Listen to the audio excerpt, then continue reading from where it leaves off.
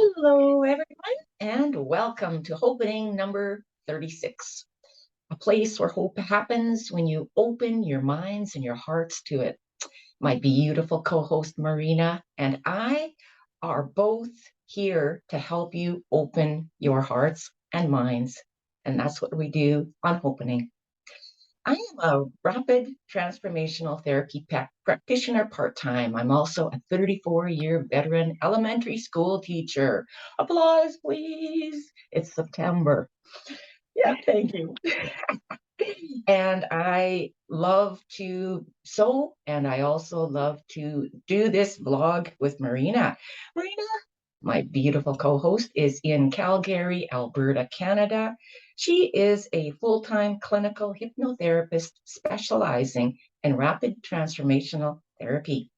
She also has a background in music and was singing before she could talk. She also sings with a big band and is part owner in a Christmas caroling business. And she lives also part-time in beautiful British Columbia. And I am up here in northern Alberta, where we've already had some freezing nights. So Marina, winter is coming.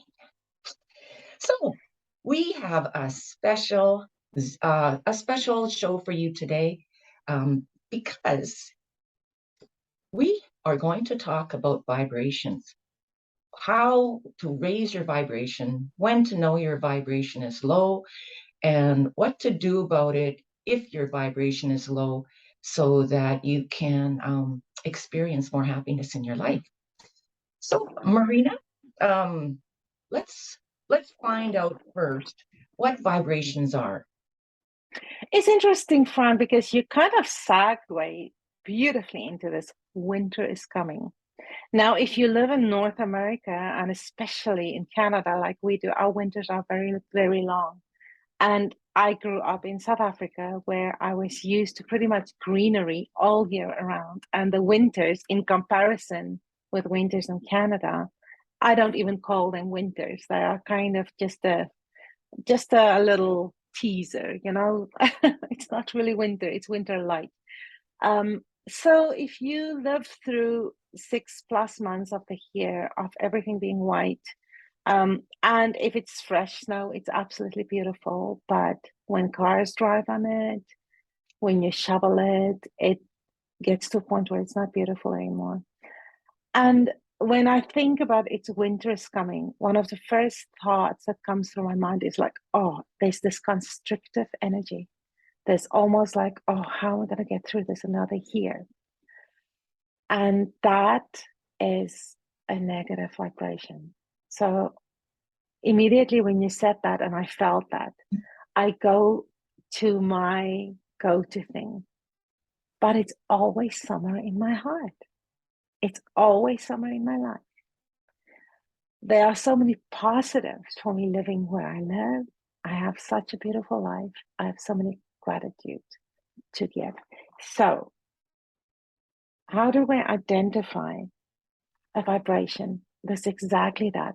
For me, I feel this constricting feeling around my upper body, almost like something is suffocating me. And this was a great example of that. So, Fran, tell me about your experience with vibration.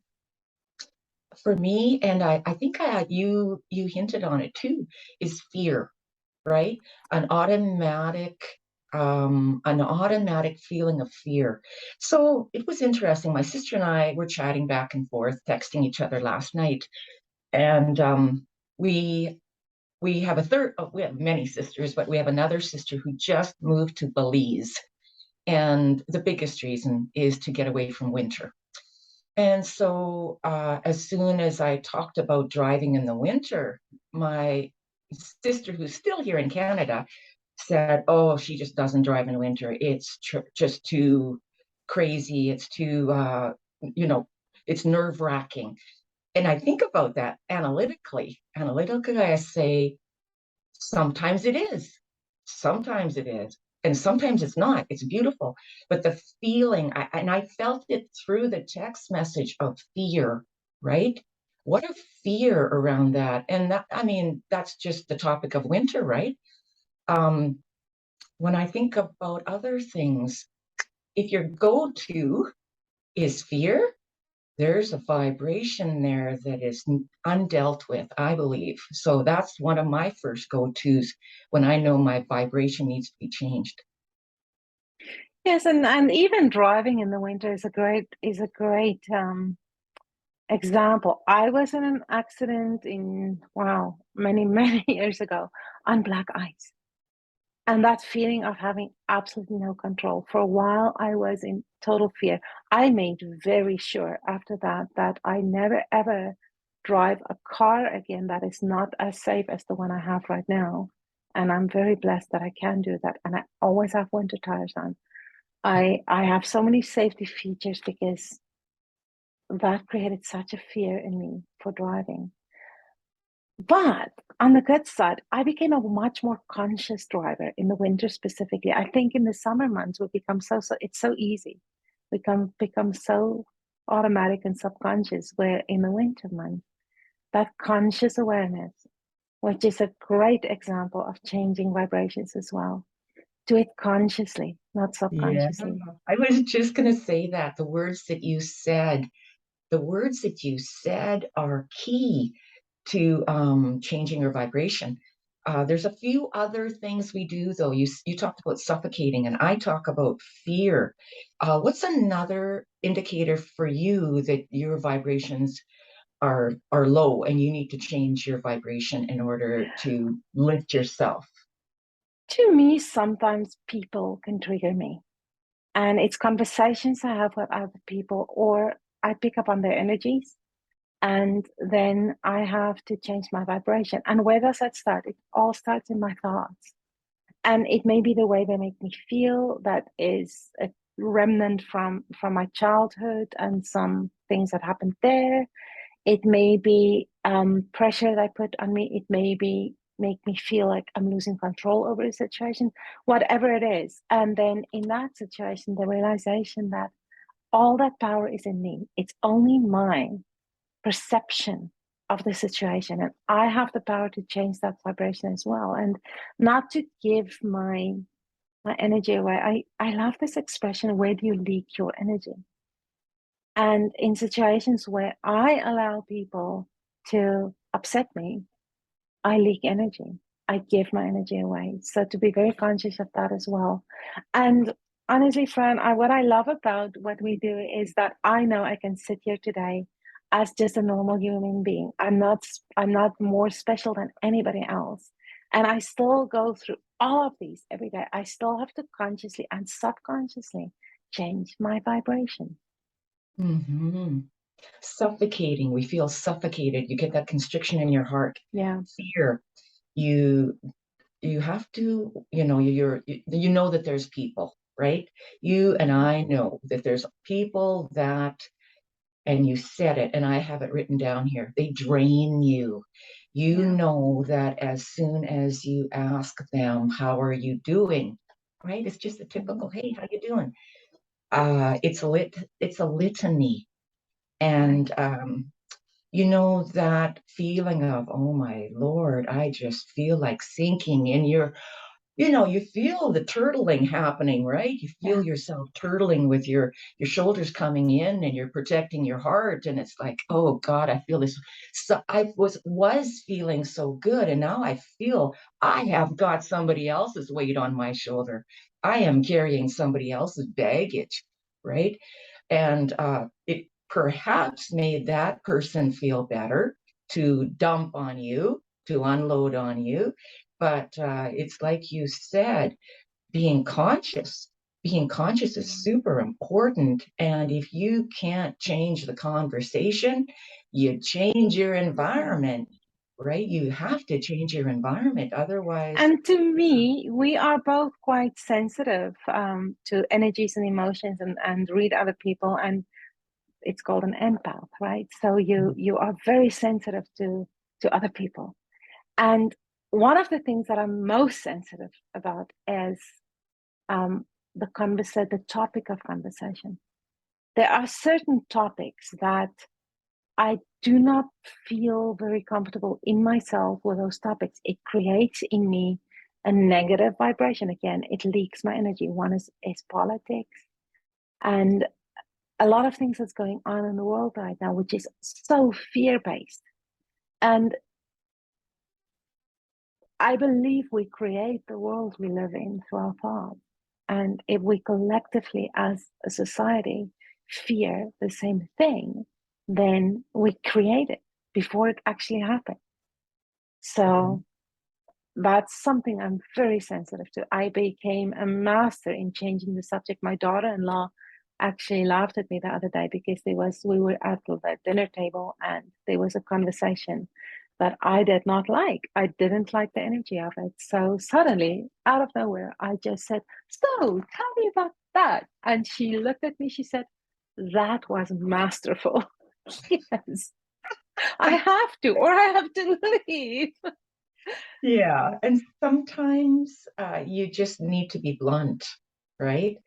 Sometimes you just need to be blunt about not wanting to talk about certain things because, you and I are empaths, and so we pick things up quickly. We watch body language, we watch facial expressions. We are so good at reading people.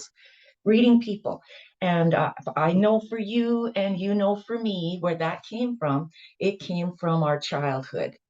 So we had to, in order to protect our hearts, protect maybe more of us, more, physicality. We had to be able to read people. Because if there are people that we are growing up with who are not in control of their emotions, who feel that they can walk over whoever is around them, the children pick up knowing how to maneuver through that. And for me, and I don't know for you, Marina, but I'll speak for myself, that in later life, when I was older, it becomes a bit debilitating, and you lose who you are because you're so because me, I'm so in tune with watching the crowd. I'm so in tune with reading body language and getting the feel of the crowd and the vibration that I lose who I am, and in order to please who's around me. And that has been a lifetime for me to learn, and I continue to learn. I continue to learn every day to who I am, reminding myself who I always was.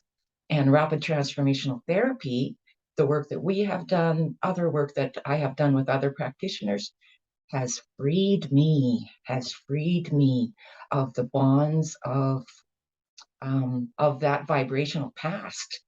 So, I'm so glad you brought that up, Fran, because I think one of the biggest healing moments in my life and that I apply to all my clients is that we did not come for our childhood, we came through our childhood. If you live a life that I came for my childhood, you start to label yourself by everything that happened. And I want to give this to you. Maybe you came into this world with a gift of being an empath, because being an empath also helps you to do the work you do.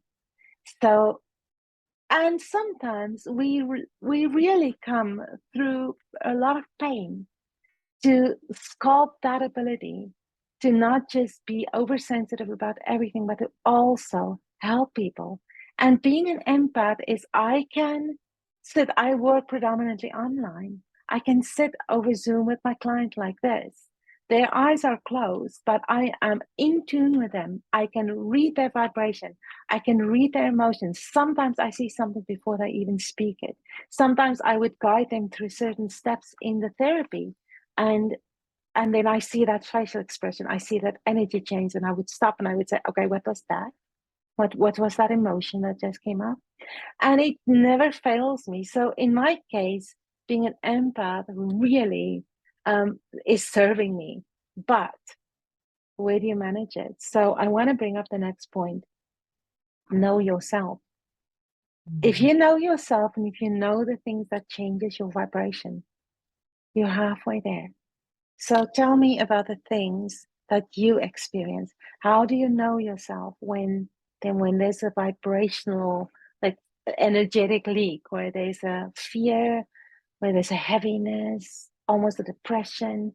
What's happening for you? Yeah, and I know when I carry somebody else's stuff. I know when I am. And physically, I have to identify that. Like, I have to identify, is this mine or is this someone else's? Whose whose monkey is it?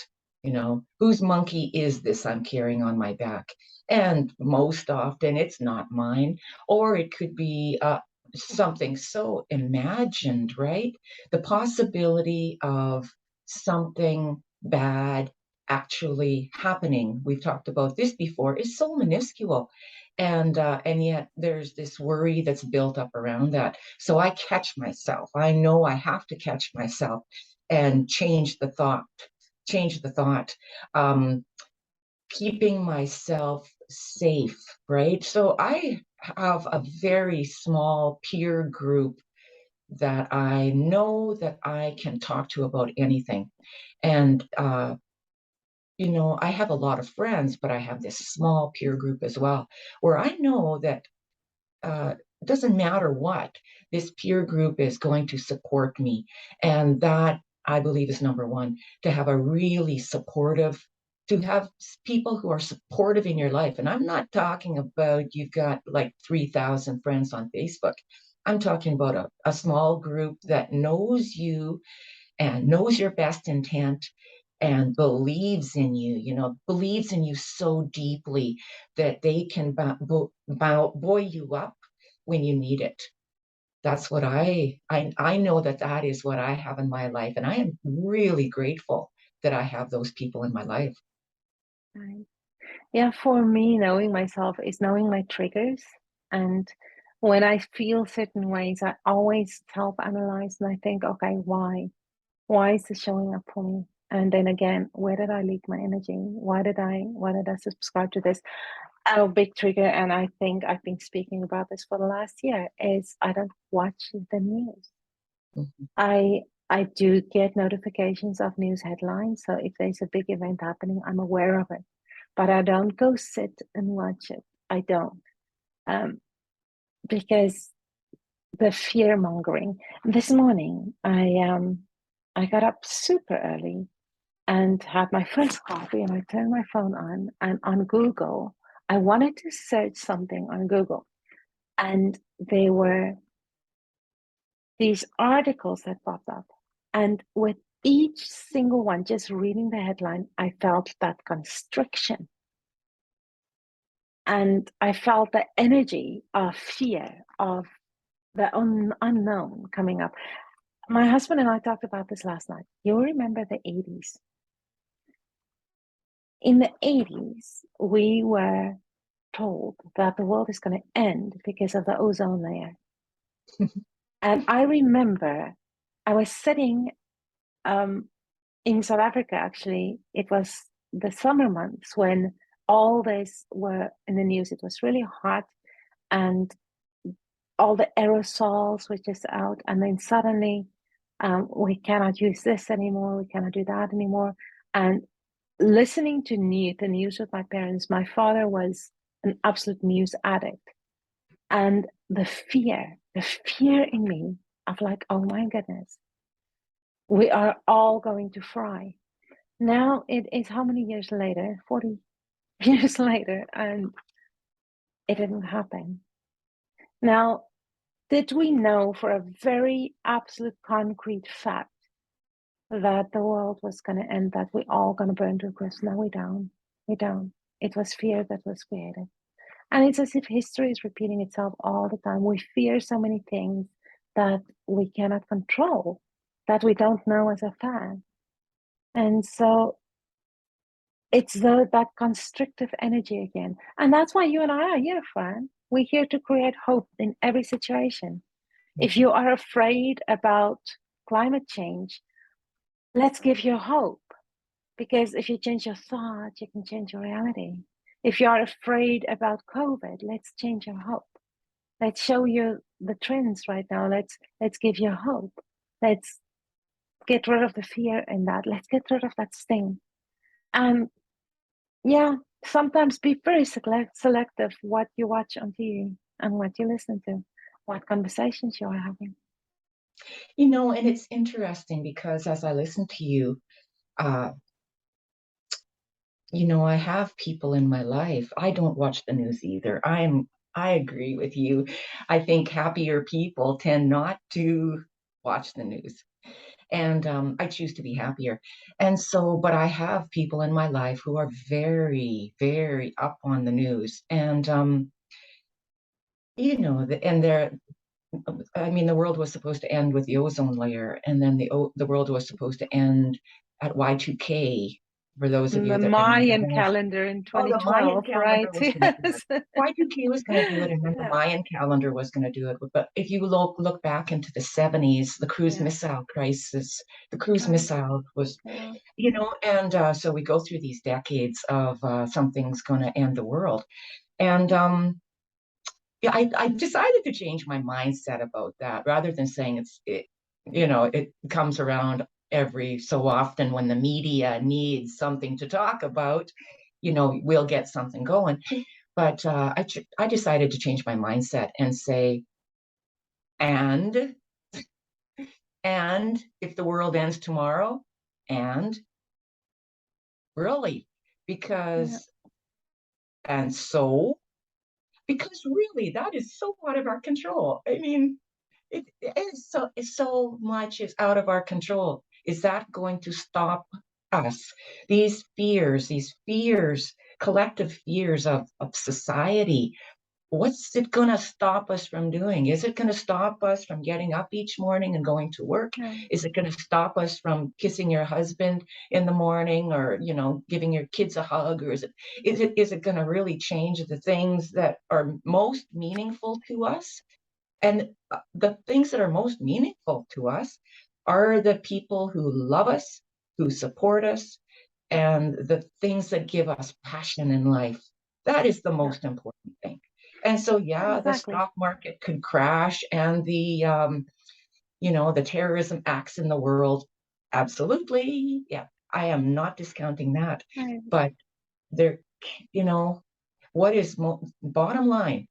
Bottom line, what do we have control over?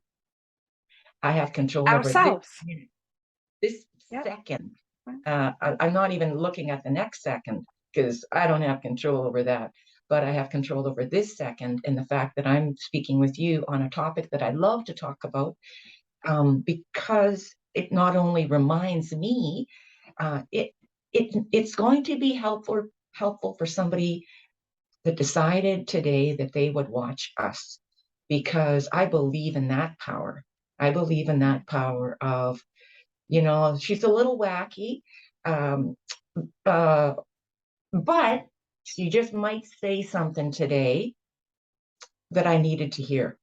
That's what I Exactly. believe in. I believe in that Right. power, which is way greater There than are no any power I have. coincidences. And Yeah, and no you're clue. talking about what do we have control about? We do have control about our emotions because our thoughts create our emotions. So change that thought. And again, that's why we're here. So if you have a thought that gives you fear, change that thought. You can. You can. Don't subscribe to things that hasn't happened yet. You only have now, exactly like you say, we have today. If you think of a point of peace, and that point of peace is within yourself, nowhere else. It's not in anybody you communicate with, it's within yourself. And if in anything in your life you come from that point of peace, that light within your heart, that nothing can change, nobody can take that away from you, then that storm may brew around you. People may have those conversations around you, but you can always go to that point of peace inside of you. Nobody can take that away from you. And that's one of the only things that we can control, that point of peace. Now, So let's talk about how do we change vibration. Sorry, you wanted I to was ask just going something. to ask you that. So I told you about my support group. I have this group of Yeah, friends. So what do you do? there's a lot of things. I actually have a list. So the first thing is really to know myself. One thing that I get in trouble with, Fran, I'm a very helpful person. And if somebody tells me, can you help me organize this? I like to organize stuff. I would say, oh, yes. And then I would start to feel very constricted because I sometimes get too busy. Now I have my full-time practice. I run my Christmas business. I sing in 2 bands, and I have to sometimes just say no. Say no. Don't add too many things to my plate so that I start to leak this point of peace within my heart. Then another one is I love music. Like Stacy talked last week about music and movement. Absolutely. Music, movement, dance like nobody's watching. Find that upbeat music. I have an entire song list on Spotify of music that motivates me, music that gives me hope, music that raises that vibration. Sing, of course, I love to sing. I love to sing, and singing to me raises the vibration. I also meditate every day. I start my day meditating. Sometimes, depending on the day, I even go to sleep with a meditation. I have a headband that has speakers in them that I can sleep on, and I would just fall asleep with a very great meditation. I love positive affirmations. We all have smartphones these days. There are apps on my iPhone. I have the voice memo thing. I would make an affirmation for myself. I would say, I love me. I'm meant to be here. I am enough. I'm worthy. And I would just loop that. I would write it down. I would just record that for myself. And when I feel a low vibration moment, I listen to that. And then I would loop it. I would repeat it over and over again, sometimes 2 hours. And before I know it, I get a lot more done than what I get done when that vibration is low. So that's pretty much my go-to thing. Mm-hmm. How about you? And I think you hit all of mine, the music, sharing messages of hope, right? The Yeah. affirmations. I listen to our podcasts again, Right. because that reminds me again. It reminds me again, hey, gosh, we said something that was, that was pretty smart. Being a teacher, I always think about stuff that's like, I'm pretty analytical at the same time. And I do make a gratitude list. I do pointedly of making a gratitude list, and some people do it in the evening before they go to bed. For me, I make it in the morning, and I always add the word because in the statement. And I try to remind myself of the feeling it evoked while I was so in gratitude for it. So, for example, if and I often try to turn it around, something that other people or myself at the time uh, was not grateful for. So, I mean, I look outside and it's raining today, Marina, and so I will say in my gratitude, probably when I write it tomorrow morning, I'll say thank you that it rained. Thank you that it rained because it gave me an opportunity to not go out to the garden and to be able to have a restful weekend visiting my daughter, Nice. right? Yeah. Yeah, I miss gratitude. That's one of the most important one. It's Yeah, gratitude. gratitude. And it puts a smile on your face just thinking Right. about it, Right. right? Right. Just put a smile on No, your in face. and the work we do, Fran, it's helping people to make that shift for themselves. So I've seen how gratitude can change people's realities so many times now that it's so important. It's so important to be grateful for things. And like Stacy said last week, be grateful for things that hasn't happened yet. That you believe in it, you trust that it is going to happen. For example, be grateful that you're going to have a good night's sleep tonight. I'm grateful that tonight I'm going to have the best sleep of my life. And I remind myself of this again. Um, I'm grateful that I'm going to have a good night's sleep tonight, or even something better. Well, then I start thinking, well, what's better than a good night's sleep? It's two good night's sleeps, Yeah. right? And why does this work, Fran? Why do you think this works? think because our brain, being as super intelligent as we are, we start thinking of all the possibilities. We think of all the possibilities, right? And it hits every part, it hits the parts of our brain that change the vibration. And so when we can, like I imagine Einstein's brain that was just firing all over the place, because he was super curious and he was investigative and he just went for it, right? He didn't care what the world was going to be thinking about his crazy hair or any his philosophies or his theories. He just did it.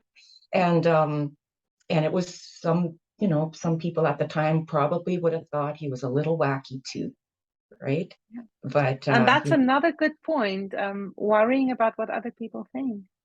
yeah, yeah. Exactly. It was so funny. And I do this stuff. And because I do it so often, it becomes part of us. It becomes part of who we are. And so there's these boys on the playground on Friday, I think it was. And it's supervision. It's Friday. It's like, I'm tired. And there's these little boys, and there's probably like 7 of them, and they're in grade 4, and they're doing the Congo line. They're doing Oh, that. sweet. And I'm like, this is bizarre because so it's like, what do you do? I mean, everybody's cool on the playground. Nobody is getting into trouble. It's like you join them. You join that Right, Congo line, right? Because when else will you ever get an opportunity to join a right. Congo line on the playground? And I bet when the teacher joins, so many other people join.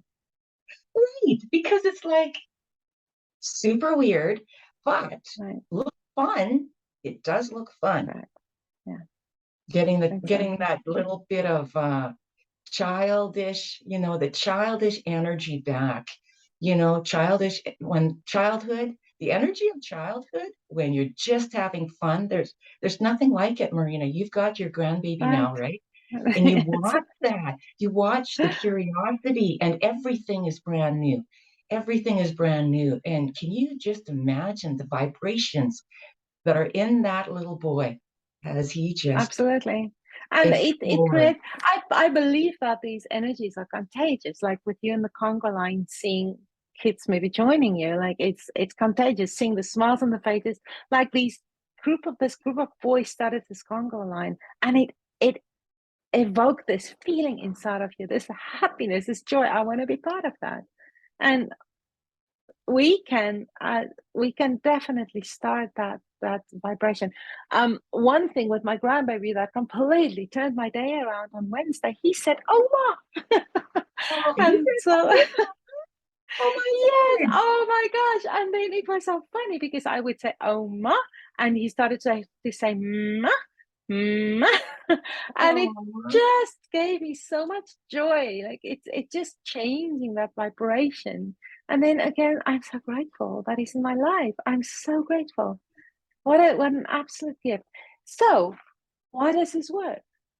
Subconsciously, we change the messaging. We change that inner radio station. If our inner radio station is telling us be afraid, be very afraid, we will be. But if we start to change that station and say, well, I'm not listening to that anymore. Let's listen to one. I'm so happy. I'm so grateful that I have this life. I'm so grateful that my heart is beating. I'm so grateful that I'm going to have a tremendous sleep tonight. I'm so grateful. I mean, my list is long. My list is long. And if you start to extend it to things that you want, things that your heart desire, for people who want to have love in their life, I'm so grateful that somewhere out there is somebody that will resonate vibrationally with my heart, that is moving closer to me every single day. And there are some, I work with this a lot, and it's money blocks. And we talked about that in the past. If you start to change the way you think about money, all of us have a money story. There's, and again, read the vibration. What is your constrictive money story? Where did that come from? Just investigate yourself. What was my first experience where money became such a constrictive and a fearful thing for me? What happened? Identify that and then realize, but I'm not there anymore. That's not me anymore. Now, here's the challenge. Find a positive word to replace money and use in your gratitude journal. Write a positive message in your gratitude journal every single day to money. My word is blessing. I am so grateful that I have an abundance of blessing in my life. Isn't that the truth? So if you expand that alone, you change the vibration, you change your life. Change your vibration, change your life. Absolutely. Well, Marina, it's been wonderful speaking with you again this morning. And You I as know well, you're Fran. going to change your vibrations in your throat Absolutely. as you Yes. head I'm out. gonna go sing. Yeah, yeah. Yeah. And I will be off soon to visit my daughter, which will up my vibration level as There well. you go. Uh, There you go. it'll be Yeah. wonderful. Yeah. So, Thank you again, Fran, and we will see you next time. and let's remind our guests that if you enjoy listening to us, subscribe below Yeah. because we enjoy finding out that you're subscribing and also listening. So please subscribe. And if you have a hard time changing your vibration levels, um, remember, this is what Marina and I do very well for people. We help you to get to the root of why you believe what you believe. And this is what we do through our hypnotherapy, through our counseling, and through our therapy. Uh, we can help you with this. Hopefully this helped to lift those vibrations today. So have a wonderful day. Thank you, Fran. Bye bye.